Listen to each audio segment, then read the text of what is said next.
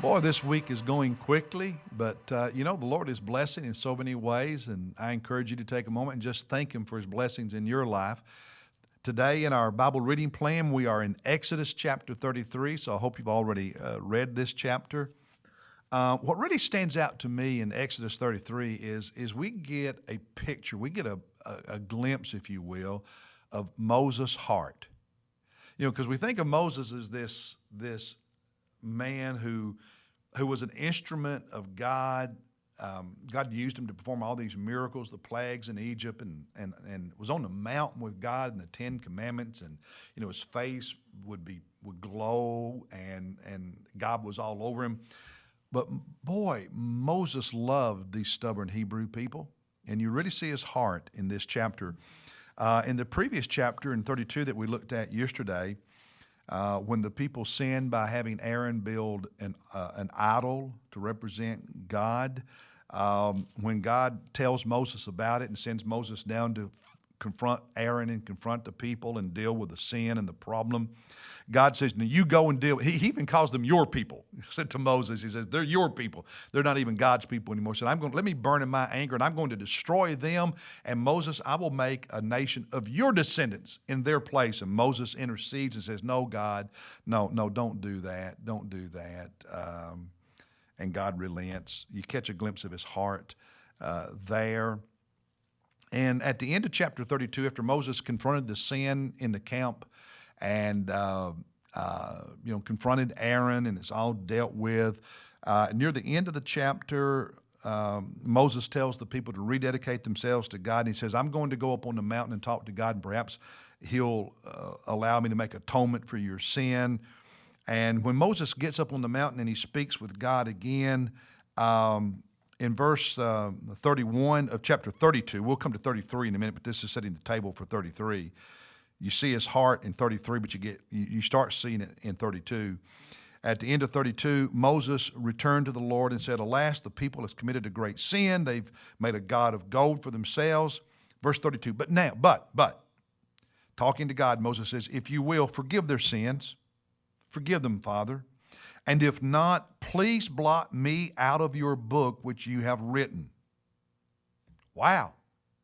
Moses says, God, if you won't forgive them, then I don't want to go to heaven either. Just take my name out of your book of life. Wow. You talk that. I mean, I wouldn't dare talk to God like that, but he and Moses had that relationship. But you see his heart, and God forgives the Hebrews for their rebellion and for making that idol. So now you get to chapter 33, and God says, okay, it's time for you all to leave the mountain of God, to leave Sinai and move toward the promised land. It's time for you to make your way on. You've left Egypt. You came to this mountain like I told Moses in the very beginning you were supposed to do. You've worshiped me. We've had some hiccups along the way, but you're here. You have the 10 Commandments. Now, it's time for you to go to the promised land. But God says, Moses, in chapter 33, I'm going to send my angel with you, but I'm not going to go. My angel's going to go before you and lead the way, and you will make it to the promised land, and militarily I will get rid of the Canaanite and the Amorites and all the other ites up there, all the other inhabitants, and your people, my people will have the promised land. My angel's going to go, but I'm not going to go in the midst of you, because if I go in the midst of you, I will kill all the people. My righteous judgment will cause me to judge them for their sin. And when the people heard that was what God said, they were devastated. It says in verse 4 of chapter 33, when the people heard this sad word, they went into mourning. There was brokenness and there was repentance. So Moses again intercedes with God on behalf of the people. And it starts in verse 12. You have a little interlude in the verse, like verses 5 through 11, that describes how Moses would go into the tent of meeting and have conversations with God. That's an interlude, if you. It's kind of a parenthetical, just telling of what happened all the time. But starting at verse 12, Moses has this specific conversation with God about God not going with the people, but only his angel going with the people. And starting at let's read together starting at verse 14. And he said, God is responding to Moses' intercession and says, okay, my presence shall go with you, and I will give you rest. And in the Hebrew, you is singular, not plural. So God is saying, okay, Moses, I'm going to send my angel, but I'm still not going in the midst of the people. But I'm going to go with you. You individually, Moses, I will go with you, but not with the people. Verse 15, Moses said to God, if your presence does not go with us, not just me, but with us, me and all the Hebrew people, do not lead us up from here. Oh, you talk about bold praying. Moses says, God, if you're not going to go with all of us, let us just stay here. There's no point in us going to the promised land if you are not with all of us, all of the Hebrew people. God, I don't want to lead them up there and you just be with me.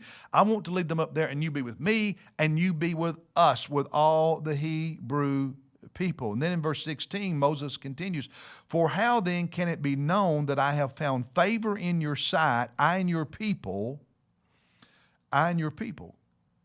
Is it not by your going with us so that we, the plural again, that we, I and your people, may be distinguished from all the other people who are upon the face of the earth? Moses was saying, God, the thing that distinguishes not only me, but us, all of your people from every other group, is your presence with us. God, please go not just with me, but with all the people.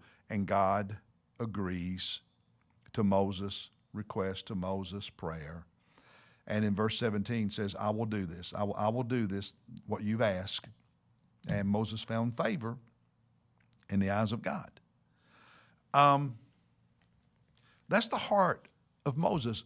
Yesterday we talked about leaders, and leaders, like Aaron, who fail, and the negative consequences for God's people, and the need to be spiritually strong like Moses was, even when you have to confront the sins of your own people.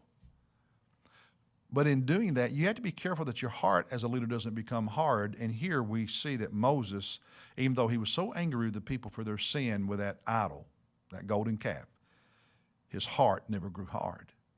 And one of the hardest things for anybody in leadership at any level, whether it's in the church, whether it's in the community, whether it's in politics, whatever it is, one of the hardest things for a leader is to not become hard, to not become so just disillusioned with all the challenges and at times with the people that you lose your heart for the people you're trying to lead. You cannot lead people you don't love.